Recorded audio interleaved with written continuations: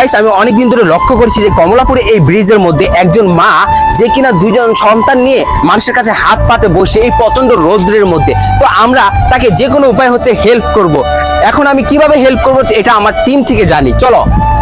আপনি তো সবসময় টাকা দিয়ে হেল্প করেন, টাকা দিয়ে করেন।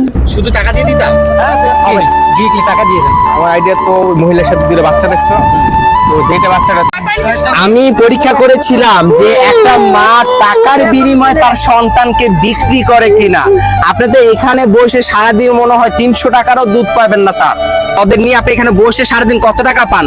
কত সময় 200 পাই, কত সময় 100 পাই, কত সময় 10 400 গুণ পাই। কাঁচা। এটা তোমার চকলেট খাবা।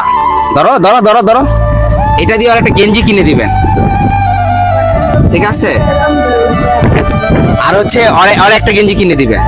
আপনার কাছে আমি ক্ষমা চাচ্ছি, হ্যাঁ, এই কাহিনীটা করার জন্য পরীক্ষা করেছিলাম।